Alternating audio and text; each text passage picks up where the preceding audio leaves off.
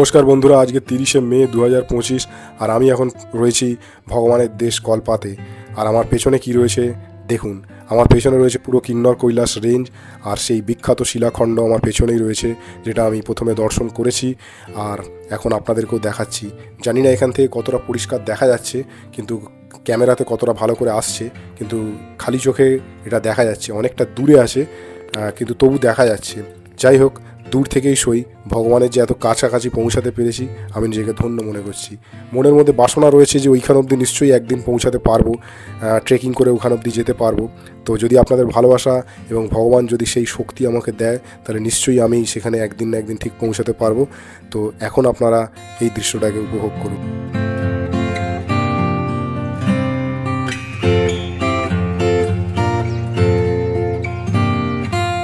গোটা রেঞ্জটা এখান থেকে ভালো করে দেখতে পাওয়া যাচ্ছে।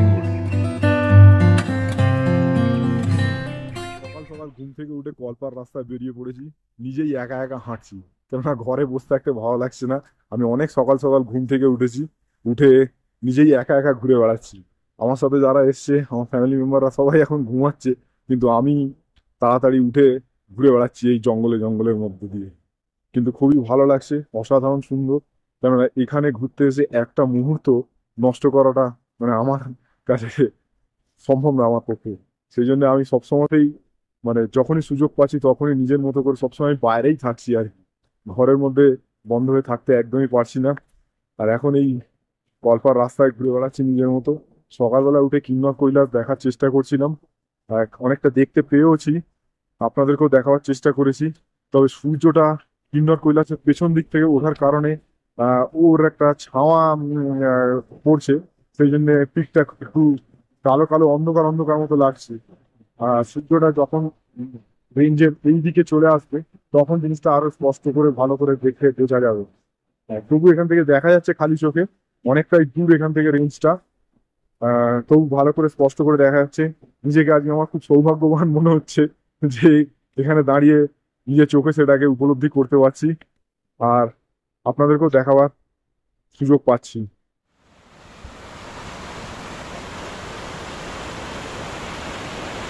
এই যে জলধারাটা দেখতে পাচ্ছেন, এটা কিন্তু একটা ঝর্ণা। এখানে এই ঝর্ণাটাকে কিন্তু বেশ সুন্দর বিশেষ উপায়ে বেশ ড্রেন করে আর এক দিকে চালনা করে দেওয়া হয়েছে। ঝর্ণাটাকে নামার সময় ঝর্ণাটা কিন্তু রাস্তার ওপর দিয়েই বয়ে যাওয়ার কথা ছিল, কিন্তু দেখুন এই ঝর্ণাটাকে একটা জায়গায় জলটাকে স্ট্যাগ করে করে সেটাকে একটা ড্রেনের মাধ্যমে প্রবাহিত করে দেওয়া হচ্ছে। আর প্রবাহিত করে সেই জলটাকে আবার একটা পাইপ লাইনের মাধ্যমে পাহাড়ের অপর ঢালে নামিয়ে দেওয়া হচ্ছে। বেশ সুন্দর এর সিস্টেমটা। তো যাই হোক, এখন আমরা আমাদের হোটেলের কাছে চলে এসেছি। এই হোটেলটার ভিউ কিন্তু সাংঘাতিক। এখান থেকে কিন্তু কিন্নর কৈলাসের দারুণ একটা ভিউ দেখতে পাওয়া যায় সব জায়গা থেকে এই হোটেলের। তো এখন আমি চলে এসেছি আমাদের হোটেলের রুমে, আর রুম থেকে দেখুন এই বাইরের দিকটা কীরকম দেখা যাচ্ছে। আর এর সামনেই রয়েছে আপনার নিচে আপেল বাগান রয়েছে। দাঁড়ান, আপেল বাগানটা আপনাদেরকে দেখায়। এই যে আপেল বাগানটা রয়েছে, আর এর সামনেই কিন্তু একেবারে রয়েছে আপনার কিন্নর কৈলাস রেঞ্জ। তো দাঁড়ান আপনাদেরকে দেখাই এখান থেকে কিন্নর কৈলাস রেঞ্জ কীরকম দেখতে লাগে। দেখুন একবার, একদম সামনে কিন্নর কৈলাস রেঞ্জ। আর কিন্নর কৈলাসের যে বিখ্যাত শিলাখণ্ড কিন্নর মহাদেব, ওই যে আমার আঙুলের সোজাসুজি দেখতে পাচ্ছেন, একদম ঠিক সেই জায়গাটা করেই রয়েছে। ক্যামেরাটাকে জুম করে দেখালে হয়তো একটু ভালো করে বুঝতে পারবেন। দাঁড়ান দেখাবার চেষ্টা করি।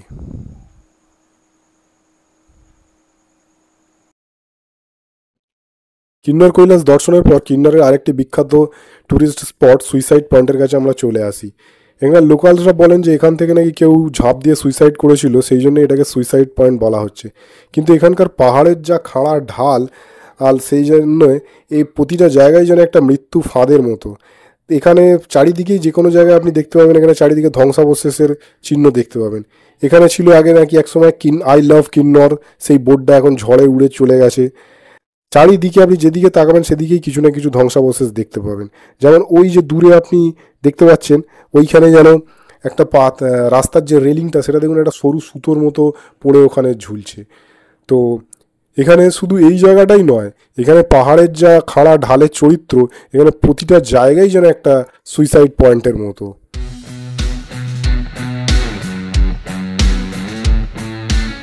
সুইসাইড পয়েন্ট দেখার পরে কিন্নর ভ্যালি ছেড়ে আমরা ধীরে ধীরে এগোতে থাকি স্পিতি ভ্যালির দিকে। আর সেই সাথে সাথেই পরিবর্তন হতে থাকে ভূপ্রকৃতিরও এবং প্রাকৃতিক পরিবেশেরও।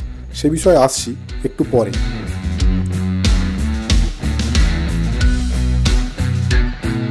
কিন্নর থেকে স্পিতি ভ্যালি অবধি যাওয়ার এই রাস্তাটা এখনও পর্যন্ত আপাতত নিজের পাশে শতদ্রু নদীকে রেখে এগিয়ে চলেছে। এখানের প্রকৃতি রুক্ষ এবং দুর্গম, কিন্তু আপনি এখানে আপনার এয়ারটেল, জিও, বিএসএনএল এর মোবাইলের টাওয়ার কিন্তু যথেষ্টই ভালোই পাবেন। আমি কিন্তু আমার এয়ারটেল এবং জিওর কানেক্টিভিটি এখানে যথেষ্ট ভালো পরিমাণেই পেয়েছি।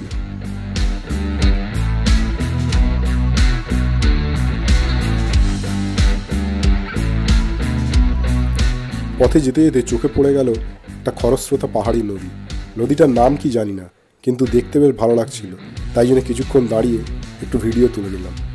আপনাদেরও হয়তো এরকম যেতে যেতে নদীর সামনে পড়বে, সেগুলো ভালো লাগবে, কিন্তু আমি বলবো যে সেই নদীর সামনে যাবেন না, দূর থেকেই তার সৌন্দর্য উপভোগ করুন। কারণ আমাদের পাশ থেকে বয়ে যাওয়া এই শতদ্রু নদী বা এর আগে দেখানো বাস্পা নদী, তার যে নির্মল এবং শান্ত রূপ আমি দেখেছি, আর এই বর্ষায় খবরে দেখা তাদের যে বীভৎস এবং ভয়ঙ্কর রূপ, সেই দুই রূপের মধ্যে কিন্তু কোনো মিল নেই। সেই রূপ কিন্তু দুটো দু রকমের। আমি তাদের যে রূপ দেখেছি আর খবরে এই বর্ষার সময় তাদের যে জলের যে রূপ, দুটোর মধ্যে আকাশ পাতাল তফাৎ। তাই এইসব জায়গায় ঘুরতে তো যাবেন, কিন্তু এই প্রকৃতির যেসব শক্তি, সেই শক্তিগুলোর থেকে কিন্তু সাবধানতা বজায় রেখেই আপনারা ঘুরবেন। এটাই আমার আপনাদের কাছে অনুরোধ।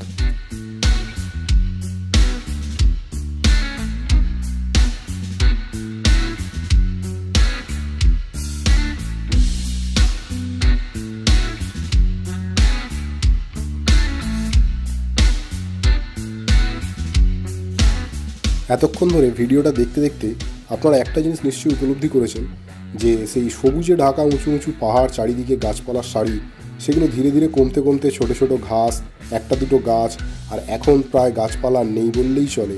চারিদিকে শুকনো বড় বড় কঠিন শিলা দিয়ে উঁচু উঁচু পাথর।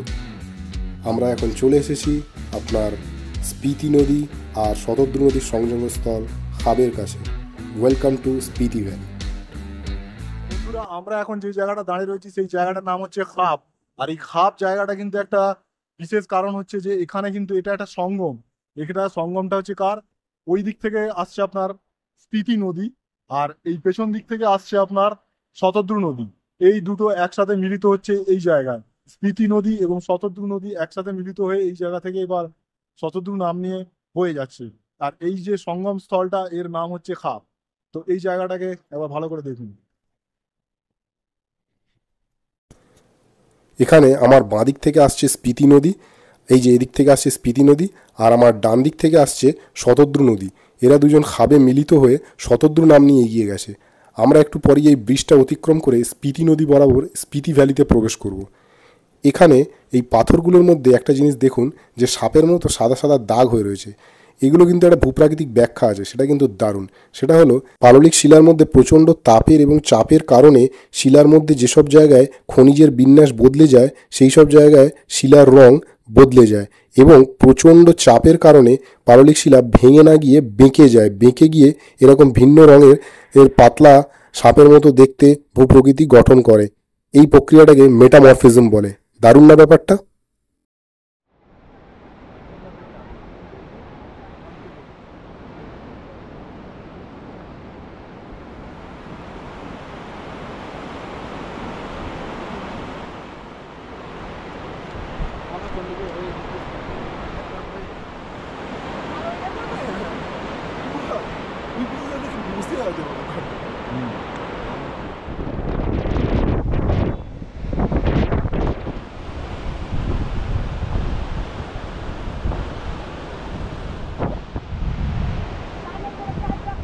অসাধারণ, দারুণ এই অভিজ্ঞতা, দারুণ লাগছে, দারুণ সুন্দর। পেছন থেকে আমার বয়ে যাচ্ছে একদিক থেকে স্পিতি নদী আর একদিক থেকে শতদ্রু নদী, আর দুটো নদী এক জায়গায় মিলিত হয়ে এই খাপ দিয়ে বয়ে যাচ্ছে।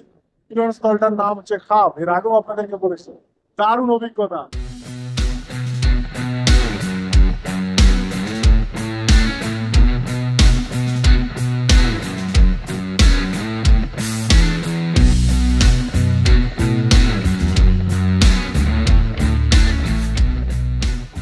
ভাব সঙ্গম অতিক্রম করে শতদ্রু নদীকে ফেলে রেখে স্পিতি নদীকে পাশে নিয়ে আমরা এখন ঢুকে পড়েছি স্পিতি ভ্যালিতে।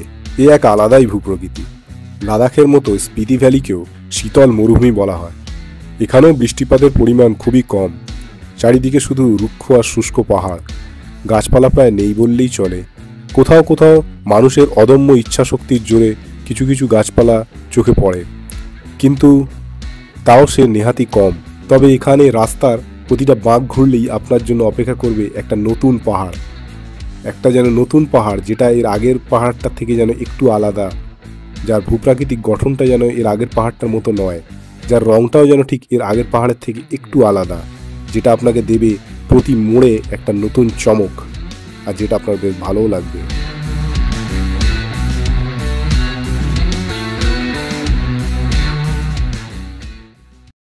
তো বন্ধুরা, আমরা এখন স্পিতি ভ্যালিতে নাকোতে এসে পৌঁছেছি। আমাদের স্পিতি ভ্যালির প্রথম গন্তব্যস্থল নাকোতে এসে পৌঁছেছি। তো এখানে আছে একটা বিখ্যাত নাকো লেক। তো সেই লেকটা এখন আমরা দেখতে যাব। তো চলুন নাকো লেকটা আমরা দেখে আসি। নাকো লেকে নামার রাস্তাটা মেন যে রাস্তা তার থেকে অনেকটা নিচে আছে নাকো লেকটা। তো চলুন রাস্তাটা আপনাদেরকে দেখা। এই হচ্ছে আপনার নাকো লেক যাওয়ার সিঁড়ি। এই পথ দিয়েই নেমে যেতে হবে নাকো লেকে। এখান থেকে একটু দেখে সাবধানে নামতে হবে।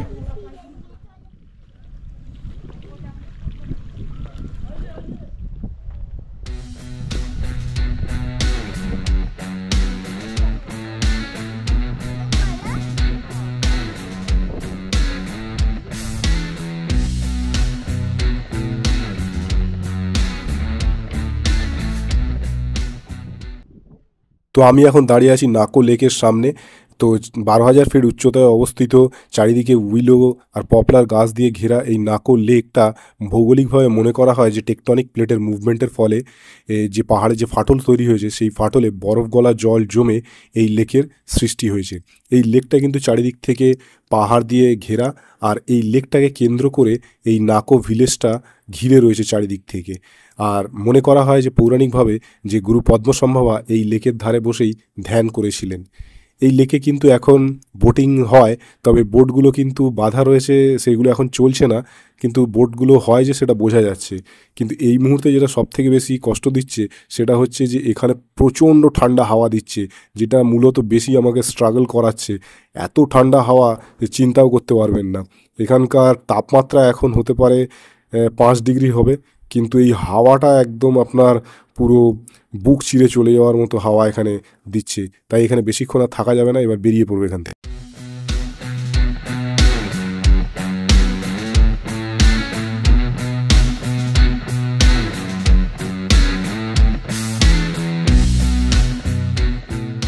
স্পিতি ভ্যালিতে প্রবেশ করার সাথে সাথে গাছ যেমন উধাও হয়ে যাবে, তেমনি উধাও হয়ে যাবে বাতাসের আর্দ্রতাও। এখানকার বাতাস কিন্তু খুবই শুষ্ক প্রকৃতির এবং রুক্ষ। বাতাসে ধূলিকণার পরিমাণ কিন্তু খুবই বেশি। সেই জন্যে দেখবেন কিছুক্ষণের মধ্যেই আপনার গাল এবং ঠোঁট এগুলো সব শুকনো হয়ে গিয়ে ফাটতে আরম্ভ করবে। তাই জন্যে এখানে গেলে কিন্তু এই বিষয়টার ওপর কিন্তু অবশ্যই মাথায় রাখবেন।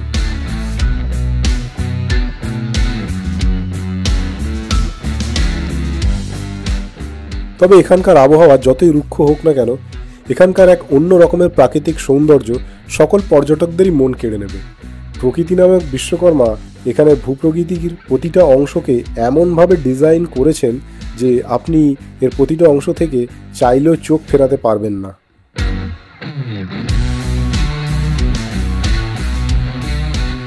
স্পিতি নদী হিমাচল প্রদেশের কুঞ্জুম পাসের কাছে অবস্থিত কুলি গ্লেশিয়ার থেকে উৎপন্ন হয়ে পশ্চিম দিকে বাঁক নিয়ে স্পিতি ভ্যালির ওপর দিয়ে বয়ে গেছে।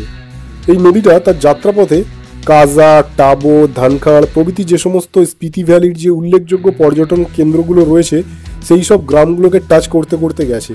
তো এই স্পিতি নদী কিন্তু স্পিতি ভ্যালির একটা লাইফ লাইন। এটা কিন্তু এখানকার মানুষের জীবনযাত্রার উপরে এই স্পিতি নদীর কিন্তু যথেষ্ট প্রভাব আছে। এমনিতেই এইসব অঞ্চলে চাষবাস খুব কম হয়ে থাকে, কিন্তু যেটুকু চাষবাস হয় সেটা কিন্তু এই স্পিতি নদীকে কেন্দ্র করেই হয়ে থাকে। তাই জন্য এখানকার মানুষজনের জীবনে কিন্তু স্পিতি নদীর প্রভাব যথেষ্টই।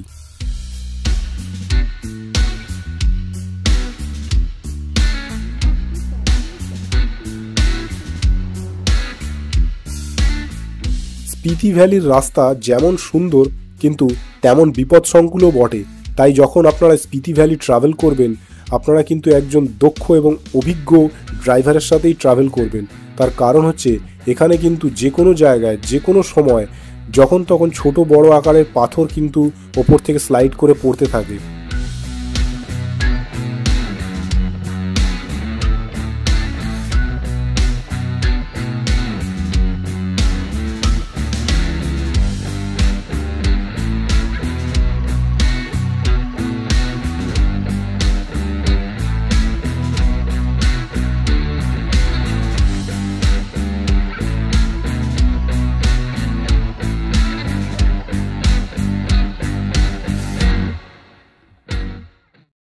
তো অনেকটা পথ অতিক্রম করে আমরা এখন চলে এসেছি গিউ মনাস্ট্রির কাছে। আমার পেছনেই দেখতে পাচ্ছেন সেটা। তো চলুন ভেতরে গিয়ে দেখাই আপনাদেরকে।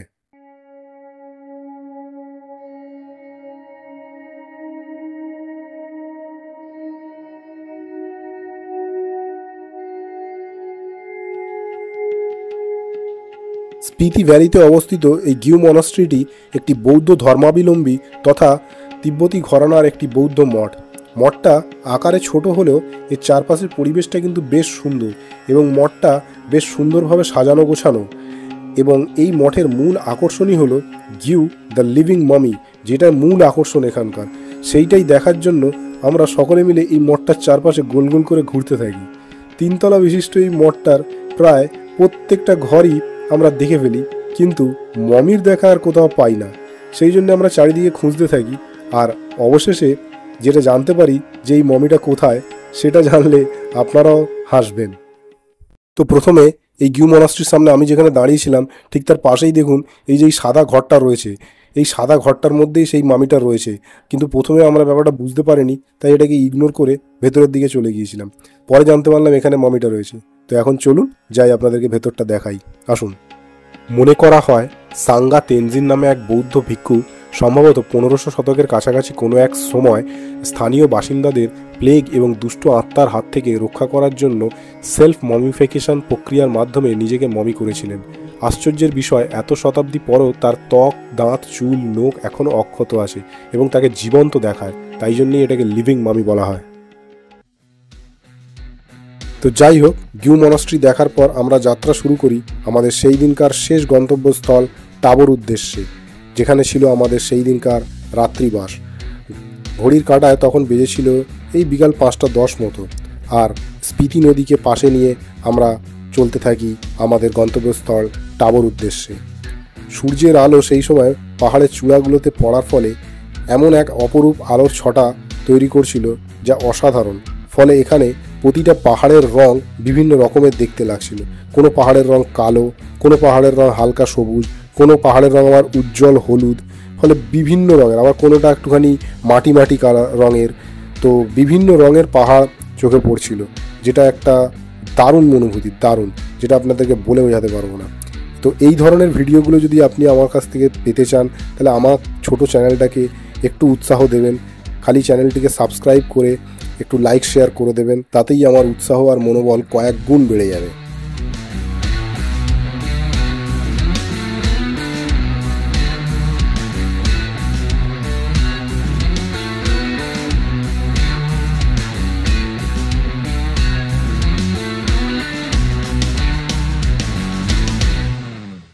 তো বন্ধুরা, আমি এখন পৌঁছে গেছি টাবোতে।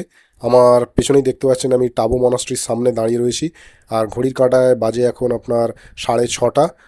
আর আজকে রাত্রে আমরা এইখানে টাবো মনাস্ট্রির যে মিলেনিয়াম মনাস্ট্রি গেস্ট হাউস আছে সেখানেই আমরা থাকবো।